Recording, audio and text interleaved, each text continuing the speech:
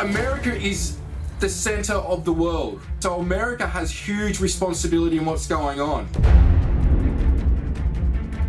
The information that I want to present and talk about with you guys today is different from the first show that we did. There was an experience, I think it was on the morning of the 9th of October. There was a golden orb open up. Now this is a being called Pancake from Orion. This being's got a gold device that goes around his crown that comes up with 2 arcs on it. What Corey Good's been talking about for a while is the solar flash, because I have been shown solar events, some of the implications, and what this actually is something that's a ascension process for those that are ready to take it. We're going to see possible volcanic activity and tsunamis, which goes into fires, typhoons, cyclones, hurricanes. It seems that everything that's going on is being affected by the sun, they'll show me. There has been solar flash type events every 12,500 years. We are on the precipice of that now.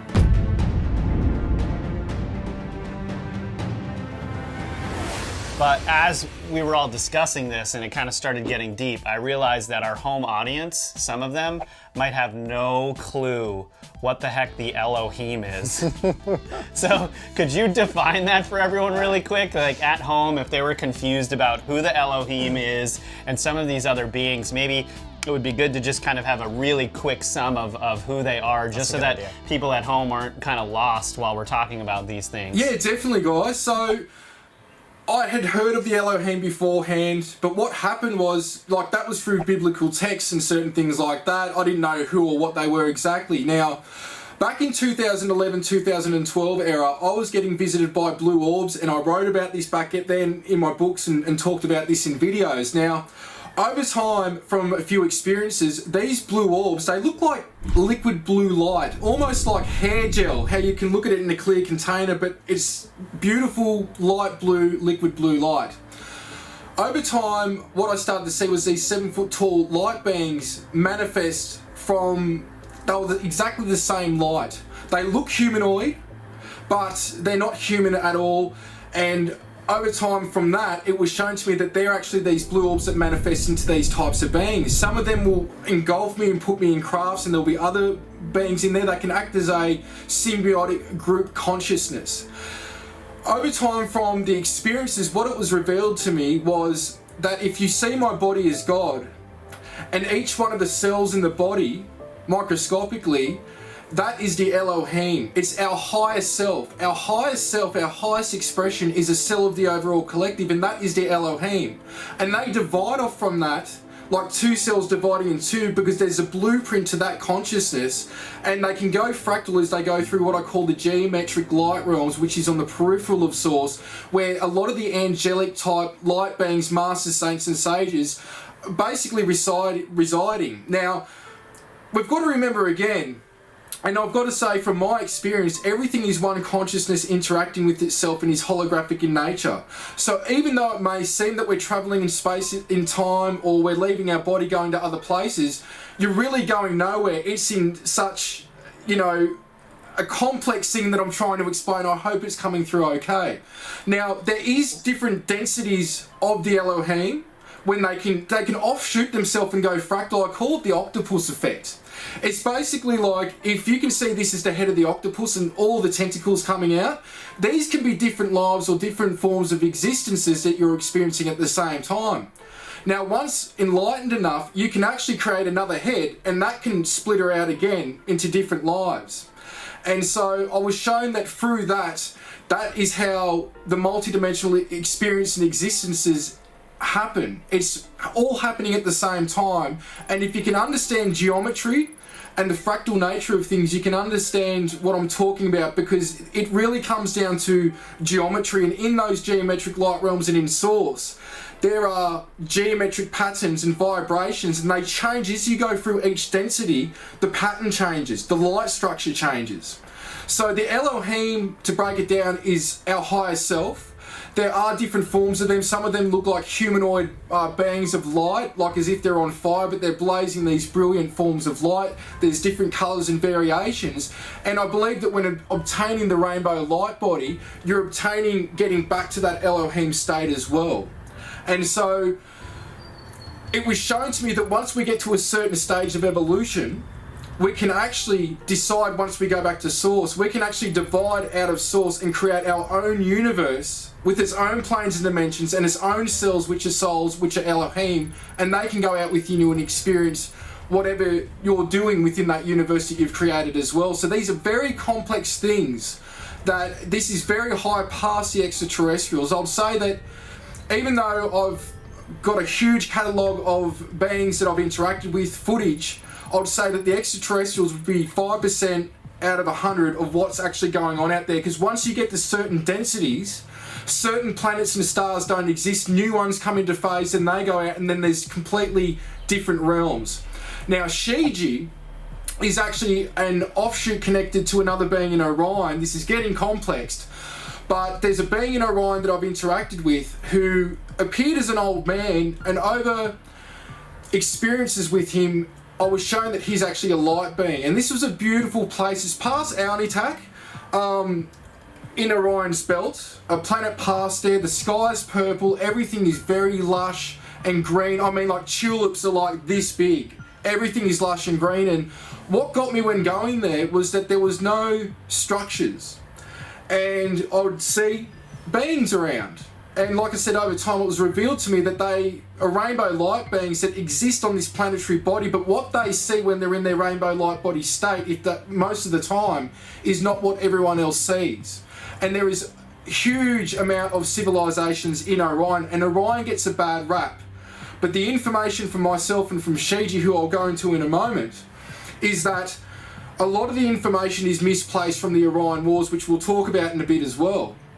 It was the Draco reptilians, Draco Greys, and we could call the lower light, that went into Orion over a long period of time to try and take over the Horsehead Nebula, which has got portals, and other places in Orion, because it is a foothold that holds a very strong portal to advanced realms. But the funny thing with that is that it was useless, because to access those realms depends on your level of consciousness. But coming into that situation there, the biggest portal is our heart. That is the biggest portal. It can surpass any technology, natural portals, anything. So I just wanted to add that in there, because Orion gets a bad rap, and people like James Gilliland, JJ Hurtak and myself have really different information from maybe the Law of One material and a lot of others, and that's not putting that material down. But even though my books are channeled, I don't think everyone should believe all that information, whether it's mine or Law of One or anything else, 100%. The information you're going to get that's truthful is within here. And so I just wanted to clear that, because there's always room for error with parasitic thought forms and negative entities that will try and influence the material. There's entities that will sit between myself and other entities, even though we're clear, and they will try and muddle up the information coming through. So I'm just going again from my experience why Orion's got a bad rap. It's not the Orions per se, it's beings that went in there to put footholds to try and take over the nebula there, and other portals which also exist in the Pleiades and the Sirius system as well. So going to Shi-Ji now, Shi-Ji is an offshoot of the Elohim, connected to that being in Orion as well.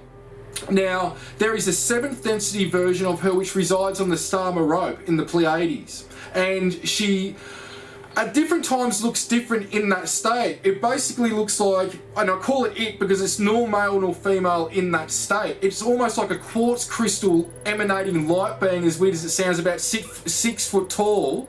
But I've seen other examples of her where it will be a light blue light being similar to the Elohim, but a lot duller, because she's less evolved in that state. And she was created to be a gatekeeper of that star, because again, stars are portals with groups of beings that I call the Guardians. And these Guardians exist in all portal spots that are natural portals and star portals. And they look like white greys, so they're not really greys, but they look like your typical almond-shaped eyes. They're sort of lanky, usually about 5 foot or 7 foot tall. There's different sizes, And here on Earth, for example, they all work in sync with the Native Americans that are native passed on spirits, or the original people of Australia as well. It depends on the portal areas, and they're everywhere throughout the universe.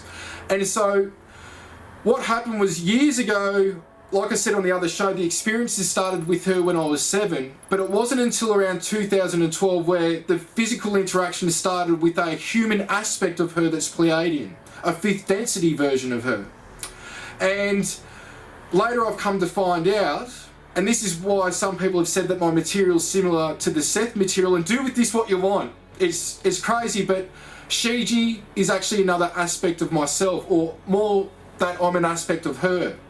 And there is experiences with her that I've had that are physical, that people have been present, and there's been a lot of communication to where almost on demand, or when I'm told through thought to go outside and there's a craft there, or phenomena will actually happen in my presence where people will experience it. Now, the information in the books of Shi-Ji 1, 2 and 3 go very deeply into everything that I've been speaking about, but from the experiences with Shi-Ji, old friends, old family from many planes of existences and other star nations have come into play. Again, there's Penke from Orion, who's a different Orion that I'm talking about. There's one being that actually looks like Roger the alien from American Dad, but it's a brown one with very black eyes, and a shorter version as well. That sort of. But Peter, is there any being that looks like Alf? Not that I've seen. I'm not going to say no, and I'll tell you why. Because I interact with the being I call the Wise One, and it looks exactly like E.T., but with black eyes, and it's more of a dark chocolate brown, and almost looks like it's got no mouth. And when I saw that being, and I interact with it quite a lot, it's a very advanced being that incarnated once, and it will not die. Its purpose and its race purpose is to experience the 3D experience from start to end. And they are very ancient and old, pretty much in line with certain types of races of mantis beings. And so this being can be multi-dimensional, is very hilarious, the most funny, like you get the biggest comedian you think of and times that by 10, that's what this dude's like. It's just the jokes and the communication is absolutely hilarious with this type of being. So there is a thing when I've had experiences, I'm looking back at movies or things of that nature going, was there an influence there? Because another experience was where I've interacted a few times with a being called Yedaya, and it looks exactly like Yoda, but again, it's got pure black eyes, slight different green variation colour on it, but it's a short thing with big ears, almost identical. So is this, the entertainment industry, people working in it, unbeknownst to them, are they channeling and sort of creating these characters? What's going on there? So that's just a quick taste of some of the beings that I'm interacting with.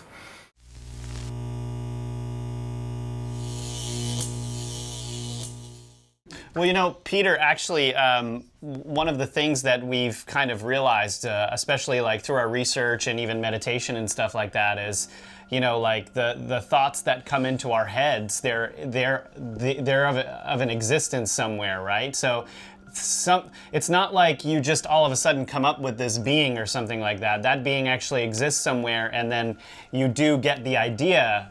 And then it's almost like subconsciously channeling it. Yeah, and exactly. Yeah. And like one of the reasons why I think people are so moved by the Lord of the Rings books is because I actually think if that story was going to find its way into human society, what better person than J.R.R. Tolkien, who was a linguist and could actually translate that entire epic story. I mean, his books are more detailed than the Bible. Like, it's actually, and I'm not just saying that. I mean, this isn't me saying that. It's like he had created the creation story before he even went into the books, and I think this is why people are so close to it, is I actually believe that this happened. I don't think that this is something you just casually write. And of course, he was brilliant, don't get me wrong, but that's why he could do it.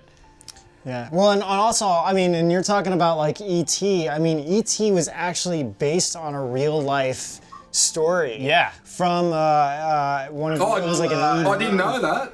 Eben or something like that. It was a while ago. We were researching it a while ago. I think we found a lot of this stuff on Dr. Sala's site too, right? Yeah, there's a lot of this. But going back to like Steven Spielberg, I mean, of course, Close Encounters of the Third Kind is like a exact, like from what everyone is saying, it's an exact replica of what actually happened. And that Steven Spielberg, supposedly they showed him the actual footage of that encounter, and he just like recreated it basically, and for his movies.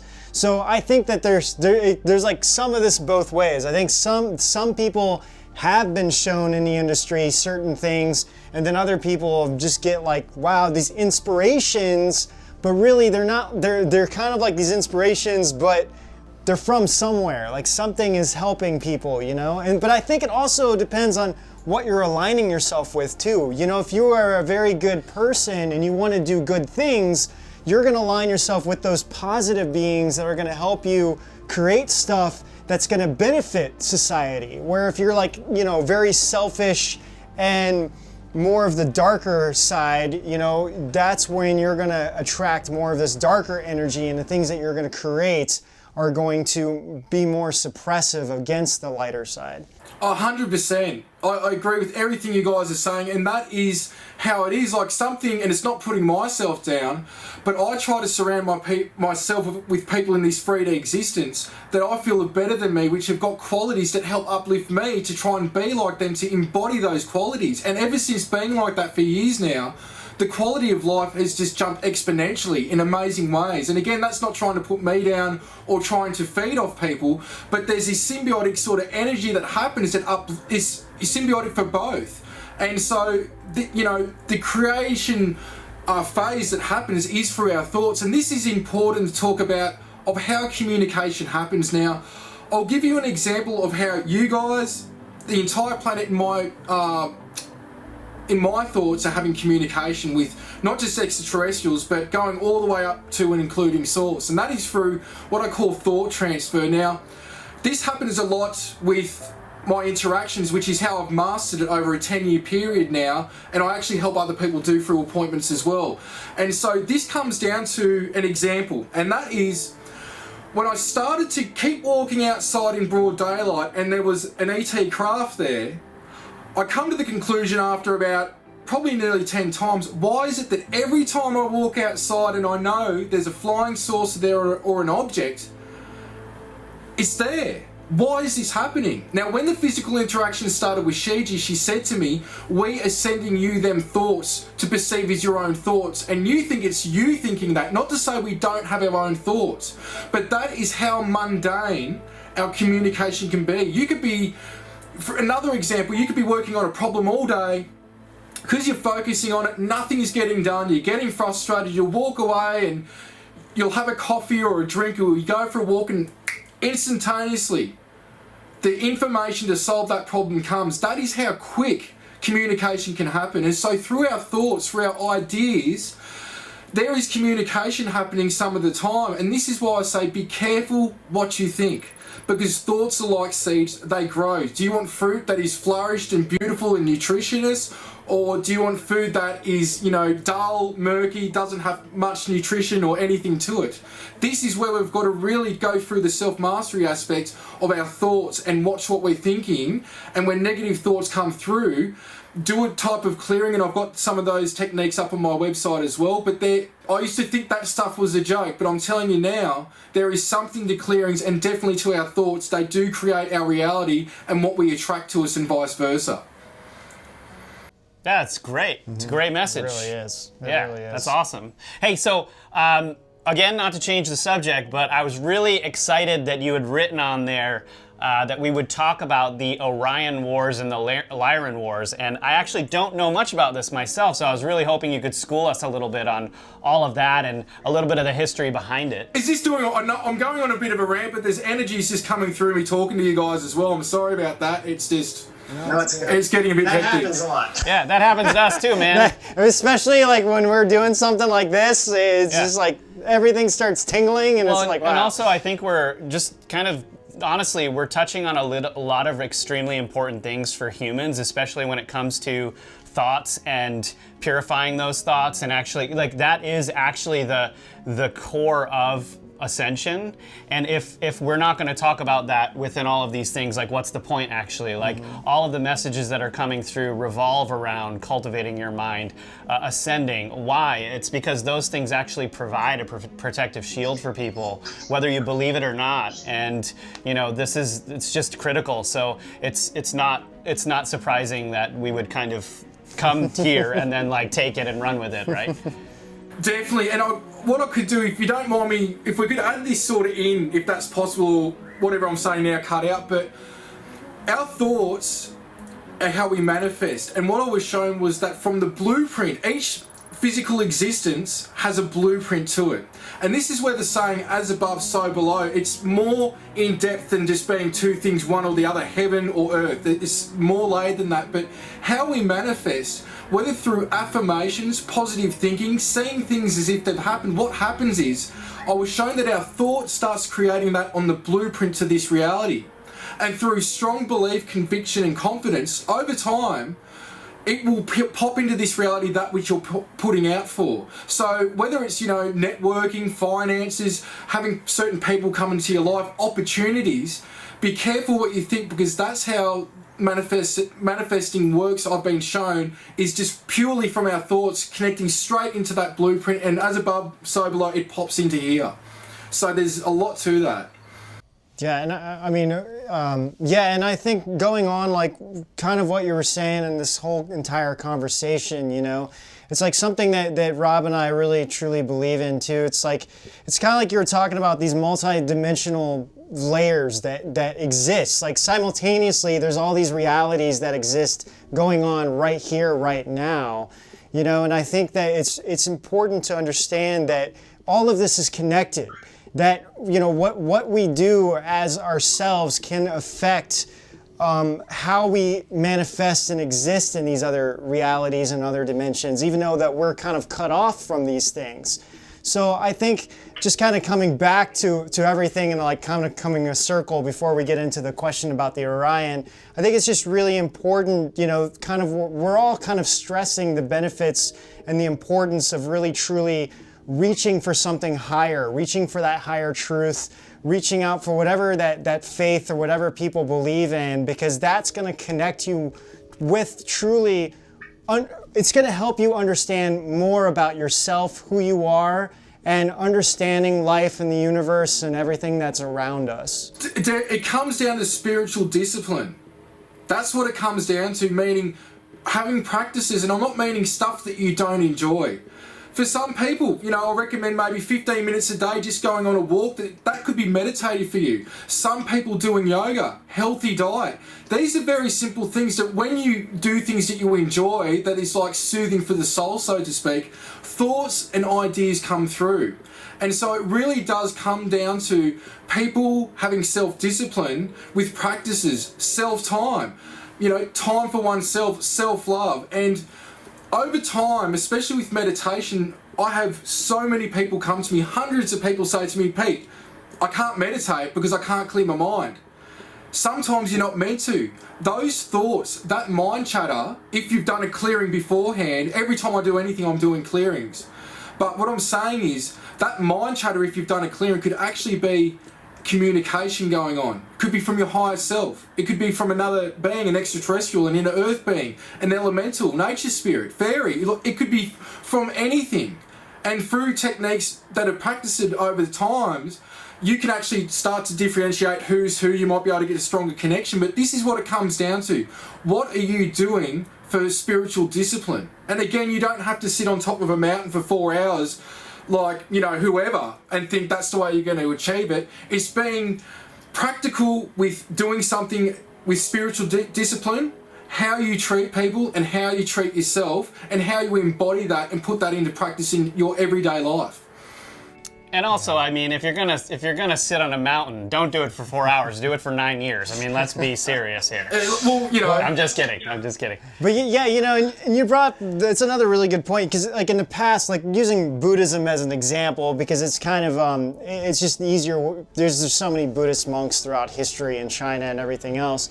I mean, they really looked at their own thoughts. So if if they were like meditating and they had like all these thoughts, they would look at it either like one, it wasn't their thoughts and they would like push them out, or it would kind of show them what they're still attached to in this world. Because, you know, as monks, they're trying to like let go of their like attachments and things that they're giving up their worldly things, I guess you could say. But I think, again, you know, we keep talking about this, but I think it's just a matter of like, you know, as you become more selfless, you know, I think those people who are struggling meditating will start finding that their minds will start becoming a little bit clearer. Well, I want to add something to what you just said, Ben, because you know, it's really funny that here we are, it's 2019. It took us until about 2019 to realize that other dimensions existed through science.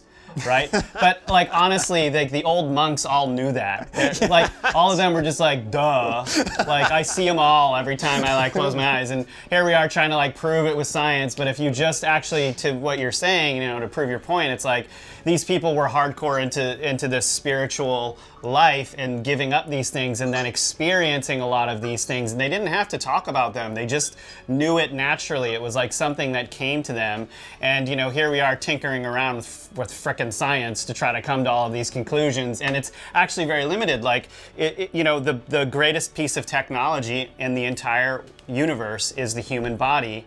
And it's very difficult for humans to actually realize that. It's this very funny thing that we do to ourselves. We don't understand that this body was created by the divine and therefore, you know, can do these divine things.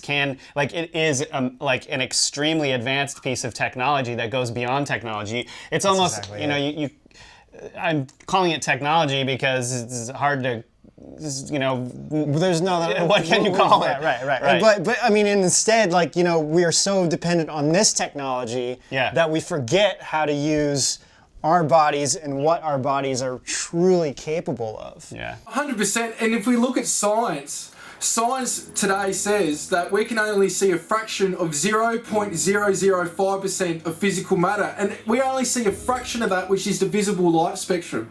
So there's all these other things going on around us, and I've done, you know, 10-day Vipassana retreats. I've done a lot of inner work. I actually did 3.5 years of constant 8 to 12 hours a day remote viewing and meditating in one clump of time.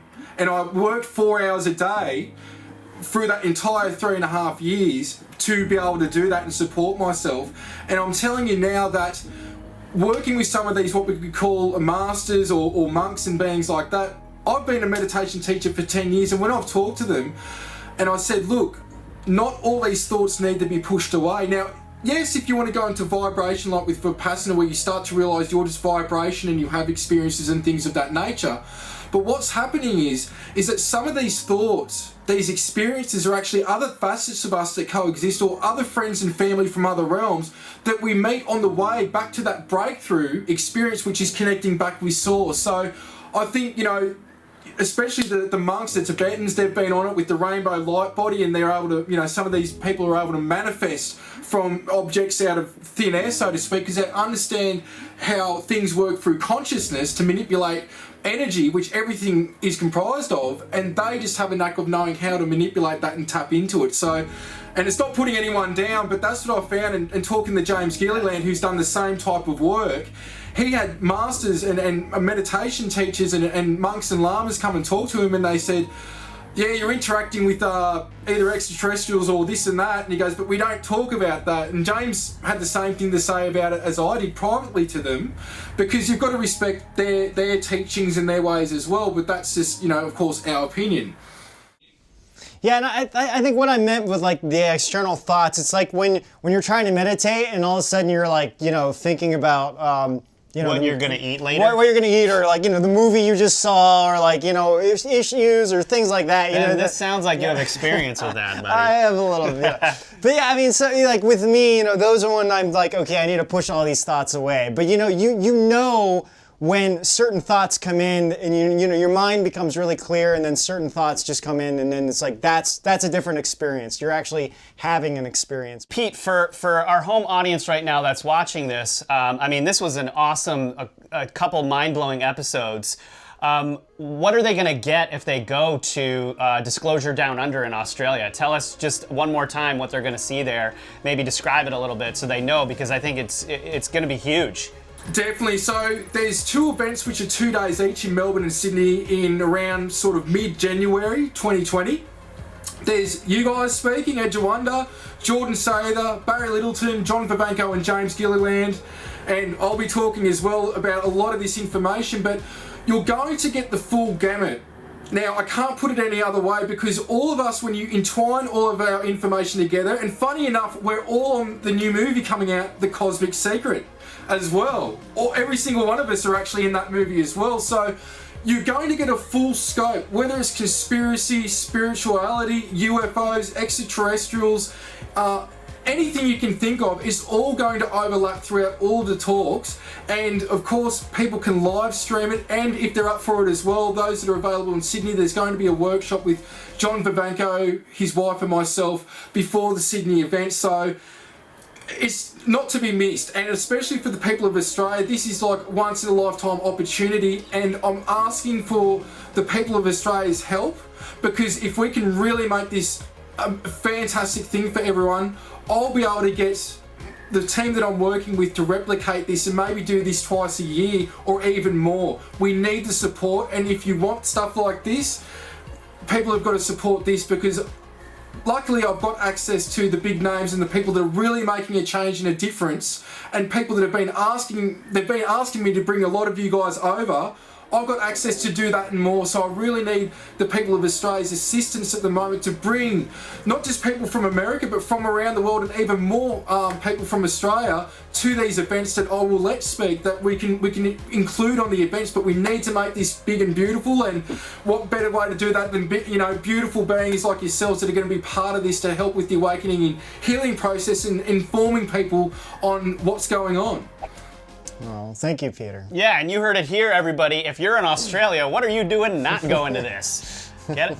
Like, take some action here. Anyway, we're going to wrap this up now. Peter, thanks so much for being with us. And if you could, in the camera for us, why don't you take us out? This is Peter Maxwell Slattery, and I'm on the Edge of Wonder. I'll see you out on the edge.